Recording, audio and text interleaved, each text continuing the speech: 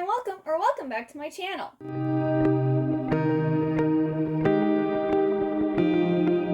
So this is the start of the dedicated spoiler-filled readathon for The Holiday Swap by Maggie Knox. This is the December book club pick for Happily Ever Afters. So this is about two twin sisters. We have a chef named Charlie and Cass, who is running the family's bakery. And so things aren't really going the way that they want, so they decide to pull a parent trap and switch places. One of them meets a firefighter named Jake, and then one meets a physician assistant named Miguel. Can their identity swap be a recipe for disaster or for getting their lives back on track? So that is what this is about. This book came out, I believe, last December, and I was really excited to read it then, but unfortunately I wasn't able to get to it. So I am excited to read it this December. I will periodically be checking in to talk about what's happening, my thoughts, where I think the book is headed. I'm going to start reading and I'll check in with you later. It is the next day and I am flying through this book. I am now on page 192. I'm over halfway done. I can just say I'm really enjoying it so far. But we have Charlie and Cass, and they are identical twins. And Charlie is living in LA, and she's a co-host on this show called Sweet and Salty, which is a cooking competition or a baking competition. Her co-star is named Austin. I think they went to college together or culinary school or whatever. And he thinks he's full of him, he's full of himself, and he thinks he's all that. And after this season, they're going to be starting this other bake show, but they only need one host. So her and Austin are essentially competing with each other for this single host job. During filming, her and Austin kind of get into like a little tiff, and she ends up going into the storage room where they keep all the pans and stuff to kind of like cool off and meditate. And his assistant goes in to try to get some pans, and he ends up knocking over this shelf onto her, and she gets a concussion. She goes to the hospital, and she meets this physician's assistant, I cannot talk, named Miguel, and he tells her that she can't work for a week or two. And she's like, no. The show wraps up in 10 days, and I have to get this position. So she ends up calling her sister Cass, who lives in Colorado, who works at their family bakery, and asks if they can switch places. Well, it's really busy at the family bakery. Not only that, but their mom and dad have finally gone on like a vacation. They haven't been on one in years, so Cass is like in control of the bakery, and she only has like one assistant who helps her, so she does all of this by herself. And not only that, but she's been in a decade-long relationship with this guy named Brett. Like, they were like high school sweethearts. Everyone expects them to get married and end up together and have kids and whatnot. Well, she has decided that he is not what she wants. That she used to love him, but she doesn't anymore. And he recently proposed to her, and she told him that she had to think about it. She finally gets up the nerve to tell him sorry, not interested, and he's bought them a house. Like, he goes, this open house is wrapping up kind of late, so can you meet me here? And he gives her the address, and she shows up, and he's cooking her this dinner and everything. She's like, what's going on? And he goes, oh, don't you like it? He look at this gorgeous kitchen, look at this beautiful oven, and she's like, oh yeah, whoever buys this house is gonna be really happy. And he goes, well, I bought it for us. And she's like, dude, I told you I had to think about it, and you just go and buy a house and you don't even consult me? And so he's like, oh, chill out. I just figured I want to let you know that I was super serious, and, I want to give you, basically what you want. You want a nice big kitchen, this is a beautiful house, we'd be happy here. And she's like, it's over. I'm done. I don't want to marry you. And so she leaves. This guy cannot get a clue. He thinks that she's just, I guess, going through something. Oh, he tells her he'll be there when she gets over her quarter-life crisis. He just thinks that, basically she's a crazy woman or whatever.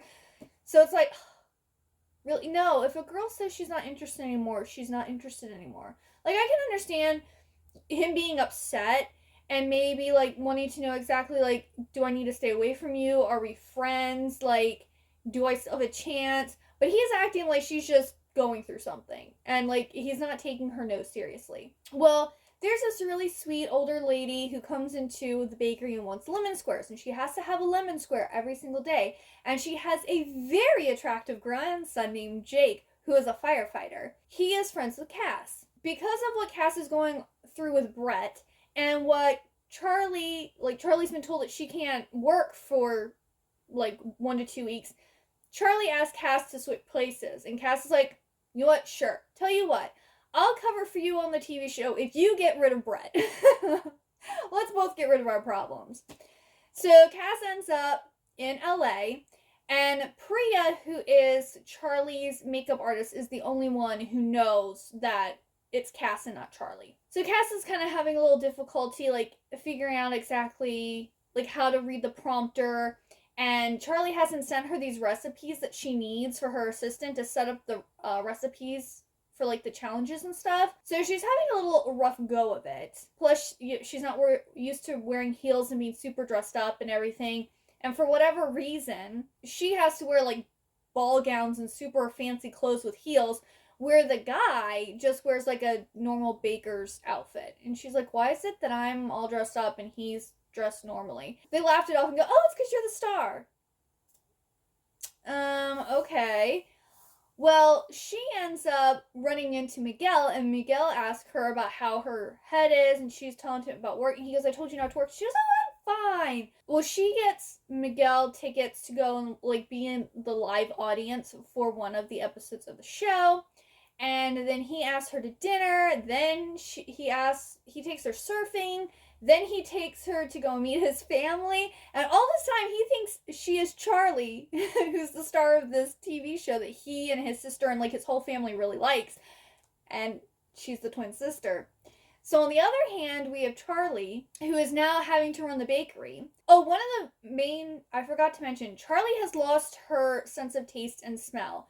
And so she doesn't know how she's going to be on a baking competition where she has to, like, taste the food if she can't, taste or smell anything, along with the fact that she isn't supposed to be working. That is why, and one of the main factors why she needed her sister to take her place, because her sister can still taste and smell food. Charlie is making some sourdough bread. They talk a lot about sourdough starters. Like, this family sourdough starter is really important, I guess. They talk about it all the time. She's using the sourdough starter to, like, make sourdough bread.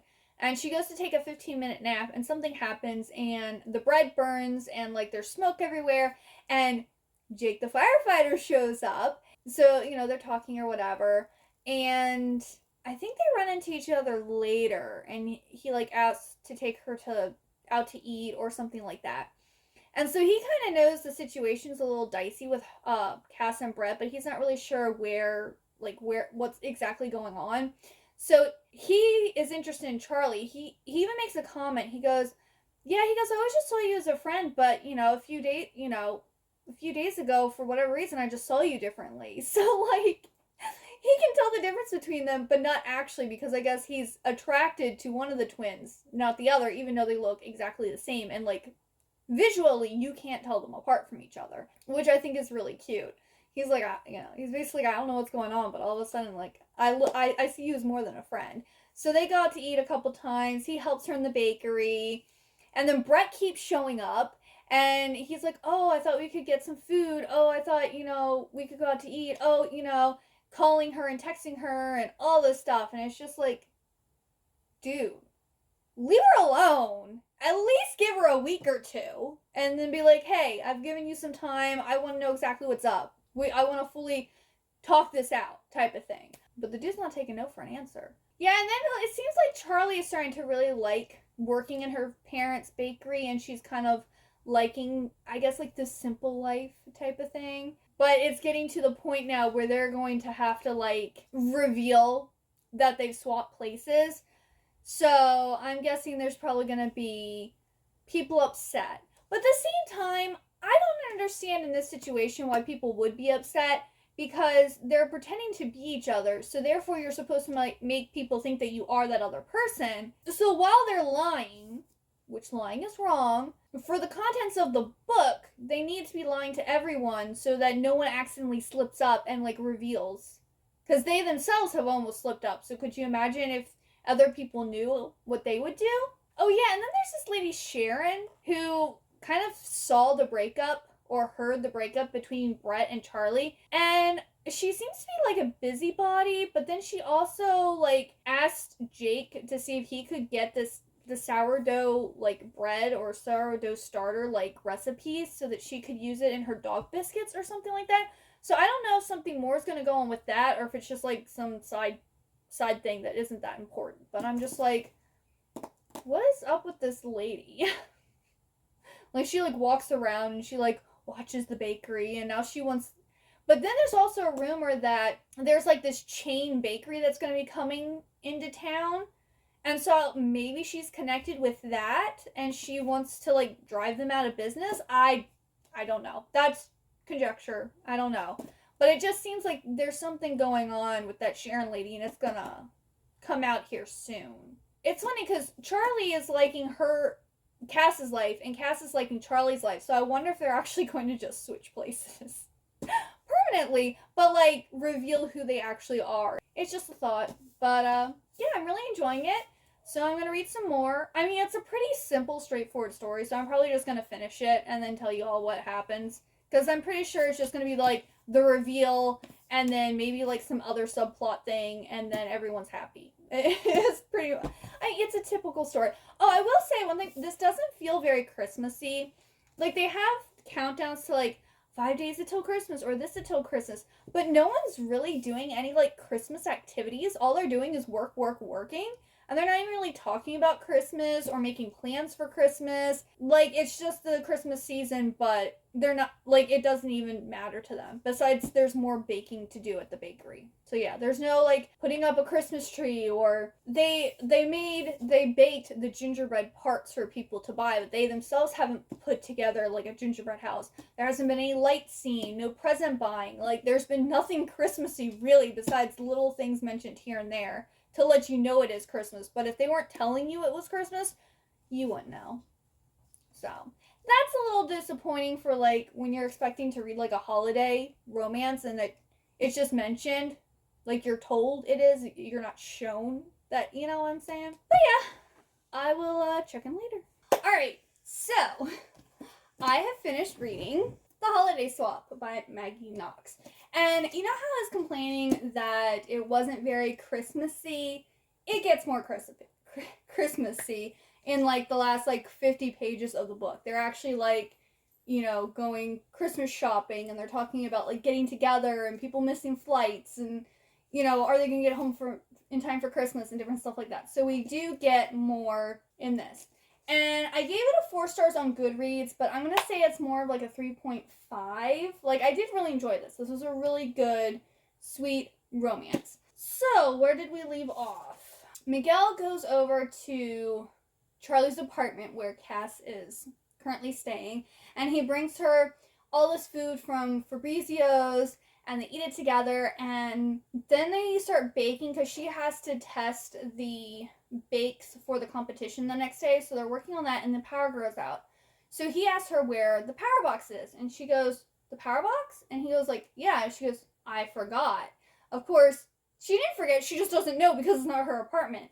So Miguel all of a sudden gets really concerned about her, and he tells her that they need to go to the hospital because, you know, forgetting is like a really bad sign, and like her concussion might get worse, but he doesn't know that she doesn't have a concussion because she's not Charlie. So they kind of end up, I want to say, like getting into a fight, and then she's like, you need to leave. But she still doesn't tell him what, you know, what's going on. Like she thinks about it, but she still doesn't like reveal herself. Yeah, she should have said something then. Then we have Charlie, who is supposed to be keeping, you know, this sourdough starter safe that they've had in the family for generations, and all of a sudden it's not bubbling anymore. It's not doing what it's supposed to, and she thinks that she accidentally put powdered sugar into the dough starter, so she is afraid that she's killed the dough starter, and she doesn't know what to do. And then she's spending more time with Jake. So I don't know if I mentioned, but Walter, the bakery assistant, ended up doing like this live.ly like streaming for the bakery service, and Charlie has accidentally forgotten to turn it off. And so she ends up laying into Brett when he comes to, like, talk to Cass, and it gets all recorded and streamed live on their streaming service. So Sharon, who I said was probably going to be important later, she ends up coming into the bakery, basically telling Charlie that she was too harsh, that she shouldn't treat Brett that way, that, the town's going to turn on her, and all this stuff. So Charlie's now concerned that she has messed this up. Well, then, on the last day of filming, Cass overhears Sasha, who's in charge of this bake show, that Austin has the hosting position for Bake My Day. That he had it before this show even started, and that it wasn't her decision, and that he basically needs to shape up because him and Cass got into, like, an argument on set because he was being, like, really rude to people. And so she kind of, like, laid into them. And so Sasha's basically saying, you need to shape up, Austin. You have the role, but you're going to need to hold on to it. And Charlie isn't going to be there to balance out your rudeness. And he goes, oh, whatever. When Cass finds this out, she's like, great. So there's nothing, like, me coming here, there was no point because Charlie wasn't getting this role anyway. And so she's really upset about this. She doesn't know how to tell Charlie. So the next day, they're supposed to be doing, like, promo and stuff for the show. So she says, I'm not feeling well. I'm sick. I'm not coming. So then Sasha ends up calling her and is like, what's going on? And she's like, look, I overheard. I know Austin has the position. It's wrong that you guys led me on to believe that I had a chance at this role, and the reason he got it and I didn't even have a chance is because, people are treating him like a real baker, like he wore, like, the traditional baker clothes where, you had me all dolled up with, like, these gowns and these heels, and, like, no one was taking me seriously, so why would they want to give me the role? And she goes, I'm not coming in, I'm done. So then she drives back to Starlight Peak without telling her sister. Well, Charlie is freaking out about her, like, potentially ruining her family bakery's reputation, and the sourdough starter not working, and they're behind on, like, making the bread for the, like, Christmas celebration, and she's just like, I don't know what to do. Well then, I forgot that before Cass drives back to Starlight Peak, she actually goes to see Miguel and pretends to be, like, a patient. And then basically explains to him everything that's been going on and that she isn't Charlie, and, like, kisses him and then leaves. And they're, like, stunned. So, and then she goes to Starlight Peak. And then shortly before Cass arrives back at Starlight Peak, Charlie doesn't know it, but basically the owner of Makewell's, which is, like, this, like, chain bakery that's supposed to be moving into the area, shows up and asks to sample, or not sample, but she, like, pretends to be a customer and comes in and, like, buys some of their baked goods and then leaves. Well, later on, Cass finds out that this lady stopped in and bought some of their treats, and the lady sends Cass an email that basically is like, oh, hey, I really like your bakery. We would like to, like, hire you on and, like, have some of your family's baked goods and our bakery. We don't want to, like, push you out of... Basically, we want to help you all succeed, but with us being in charge. And so Cass is like, no! She feels empowered after telling Sasha off about how Charlie was treated and her. And she's, like, on a roll now. So she basically is... Oh, they also in the email says that we're going to use, like, the flavor profiles from the baked goods we got, whether you join us or not. And so Cass is basically like, no, I'm not joining you. You're not going to run us out of business. I now have, like, documented proof that you guys are going to be using some of our flavors. So if you do that, I'm suing you. Like, she just, like, lays into it. And then at first she wasn't going to send it, but somehow it's sent anyway. And then she was just like, you know what? Whatever. I don't care. Cass runs into Jake on the way to the bakery, and he doesn't realize that it's, like, he thinks it's Charlie who's pretending to be Cass. So she's like, oh, hi, how have you been? And he's just like really confused and is kind of hurt. And then she goes, and Charlie's like, what are you doing here? And she goes to tell Charlie about what's going on, but then she finds out about the sourdough starter, and like things start getting hectic. And so Cass is also like, I feel like Cass really grew the most in this book, but she ends up going to Brett and like having a really like heart to heart, and explains to him like they're not really meant for each other, that they shouldn't just be holding on, and that they need to move on and whatever. And they agree to be friends. And then later Sharon pops in, or she goes to visit Sharon. Cass has heard that Sharon wants to start like this dog biscuit whatever. And so she wanted to talk to Sharon about like the gossip, and like she needs to stop acting like she's still in high school. She needs to grow up, and they're willing to help her. What does she need help with? Then they also find out that Sharon has started a sourdough starter. So they ask Cass asks if she can borrow some of the sourdough starter, because they have some like frozen, but I guess it's not going to thaw out in time for them to make all the bread they need for the Christmas celebration. So Sharon's like, sure, but like I want you to put my biscuits in your bakery. I want you to like promote it. I want to be with you, like basically, like I think they end up sharing a table at the festival. Cass is like, sure, done. Well, then Charlie ends up telling Jake about like their switcheroo. And he's like, oh, well, it kind of makes sense now, like, because I was never into Cass, and then all of a sudden I was.